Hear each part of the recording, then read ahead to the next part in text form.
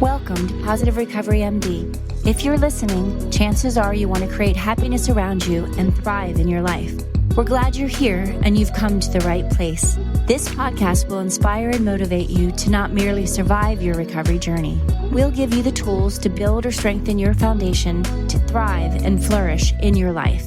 In each episode, we will come together as a community to have authentic conversations around addiction, recovery, and what matters, growth and progress, not perfection, all while developing positive habits for you to utilize. To learn more, please visit positiverecovery.com/podcasts to sign up and to receive the daily positive interventions that we'll review, as well as gain access to exclusive Positive Recovery content available only to Positive Recovery MD listeners.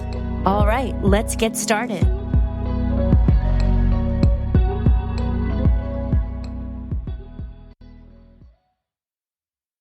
Welcome to Positive Recovery's MD solo podcast episode.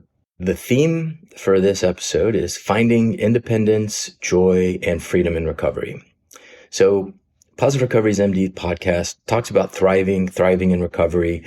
And today we are going to be answering 4 questions related to our topic. And the first one is, what are the biggest challenges individuals face when reintegrating into life after completing treatment? I mean, the big one is that recovery is a full lifestyle with changes in just about every single arena. You know, there's only one thing you have to change, we joke about, and that's everything. So that's a tall order, and that includes everything. And while that's not entirely accurate, because, you don't typically change how you look or other important aspects of yourself, it is true that a lot of the habits, a lot of the thinking errors that get us under the grips of active addiction stick with us when we're in early recovery. So I think the biggest challenge is kind of embracing that which is. You can't make progress unless you know where you're starting, and that requires acceptance. And so all the bad stuff that addiction comes with, and, residual wreckage of the past that kind of trails with us, and especially in early recovery, man, that's part of it. Don't forget that. Don't put it away. It's a teacher. So learn from it and don't ever forget. I think one of the biggest challenges is kind of accepting that there is a disease of addiction and that it's going to be with you forever. But that does not mean that you are forever kind of relegated into any box, right? If the 12 steps speak to you, then you do that. If it doesn't, there are many other ways to get sober and stay sober. And the trick is finding something that works. 12-step fellowships are very convenient. They're full of other people with the exact same things. They work, but they're certainly not the only way. There's not one way to treat any one thing. So find something that works. George Valiant talks about in his book, I think, on spirituality, he kind of talks about being part of the longevity study.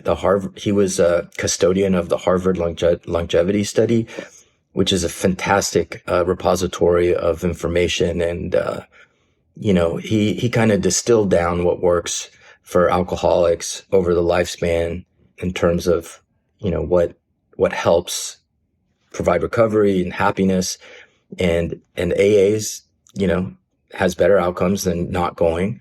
But, he distilled it down to finding a substitute. And he's not the only one to say it, but, he's a researcher at Yale forever.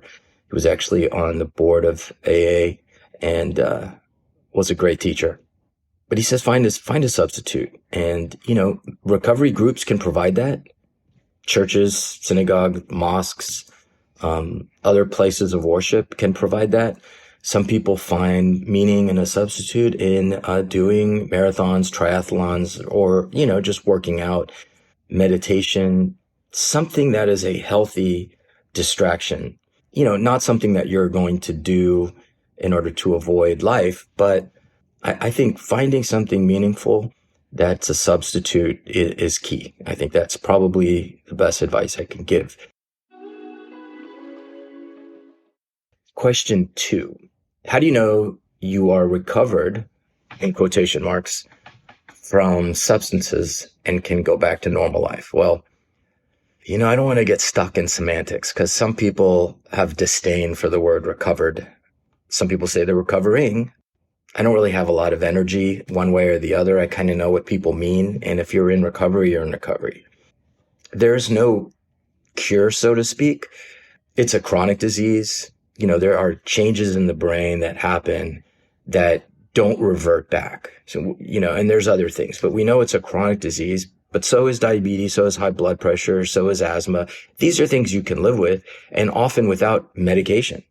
So having a chronic disease doesn't mean that you forever now have to, be beholden to a pill or other type of intervention, although it's very valuable to always be mindful and always be looking at yourself and developing your potential and improving, which just so happens to be part of the everyday program of 12-step mutual help recovery fellowship groups. So I'm not trying to sell on anything. I know there's more than one ways to skin a cat. But, going back to a life that you had before is not possible because it's in the past, and you'll sell yourself short if you do that. So create a new whatever. You get to decide who you're going to be, the best parts of yourself to put forward, and get busy creating the best future possible. Third question. What are some tips for successfully living independently after recovery? Okay. You need, depending on your age, 8 to 9 hours of sleep. As you get older, you can, get by with less. When you're in your teenage years and early 20s, you need more. But getting adequate sleep is fundamental. Okay.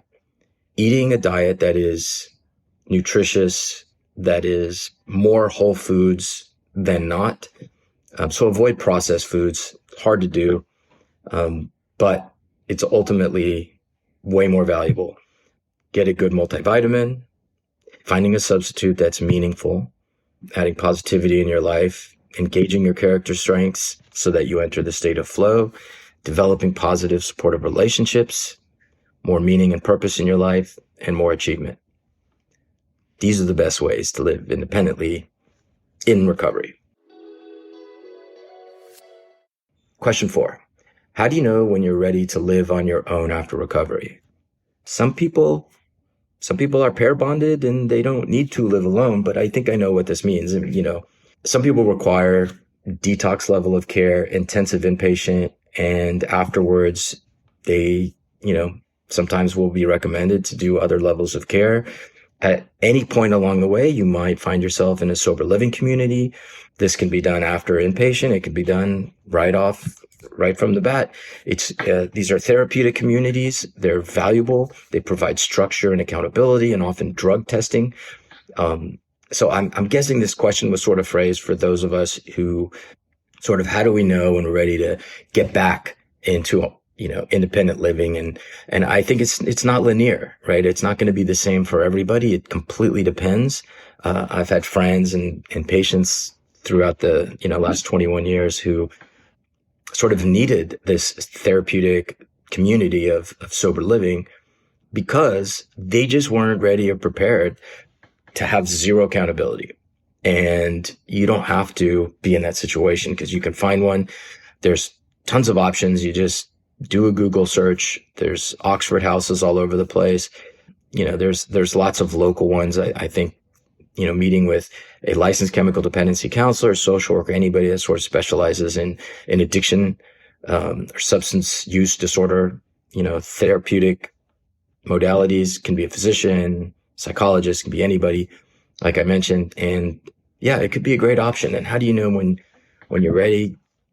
I think if I were to say you have to live in a sober living for a certain period of time, it'd be kind of arbitrary. So it's variable. And I do think there's certain signs, right? Like if you're strong in your recovery, if obviously if your mood is all over the place, you're not sleeping well, you have lots of cravings, it's not the right time. But it's usually, over time, things kind of stable out and you can test the waters. And the good news is like, look, if it doesn't work out, you can always go back to a sober living. But I do think, autonomy and living independently is always the goal. So, speaking with the staff at these places can help give you insight, speaking with your therapist. So in this solo episode, we're also going to cover one of the positive interventions from the Positive Recovery Daily Intervention Guide. If you want to follow along, or if not, today's 126. The quote is, Buddha was speaking in a village square one day when one of the inhabitants started to abuse him. Buddha paused and said to the man, "If you offer me a piece of paper and I refuse to accept it, what happens to the paper?" "Why, it stays with me, of course," the villager replied. Buddha smiled gently. "And that is exactly what I'm doing with your abuse." He said, "I'm not accepting it, therefore it stays with you." Brain scans reveal evidence that humans are naturally more reactive to hostility than to kindness. A brain lights up with more activity when viewing angry faces than happy ones. This poses a natural challenge for those focused on fostering positivity. Buddha's ability to not react to abuse comes from the ordinary magic everyone can and should learn. Keep in mind that this does not mean you should allow evil doing in the world without a response. Instead, it is a higher calling. Choose not to assume ownership of negativity placed in your life. Choose empathy for yourself and others. You can find the ordinary magic Buddha realized in his life when you come to appreciate this. Nobody has power over your mind but you. Today's positive intervention. Ask yourself, do I want to be right or happy? Whenever approached today in button-pushing fashion, pause and do not absorb any negativity. Allow bad drivers to pass on and disgruntled people to have and keep their turbulence. Don't get the last word, and practice doing whatever it takes to maintain your ordinary magic. Choose to practice being happy, and remember to use lots of empathy on yourself for being imperfect. Well, thanks for joining us. Remember, this is not a dress rehearsal. Be kind to yourself and others. Until next time. Thank you for listening to this episode of Positive Recovery MD. Don't forget to visit positiverecovery.com/podcast to sign up to get your daily positive interventions sent straight to your inbox. Be sure to subscribe to Positive Recovery MD on Apple Podcasts or wherever you listen to your podcasts to receive an automatic download when a new episode drops. And as always, if you or someone you know needs help, visit positiverecovery.com or call 877-4-SOBRIETY. That's 877-476-2743. Our why is simple. We care. We are here to help.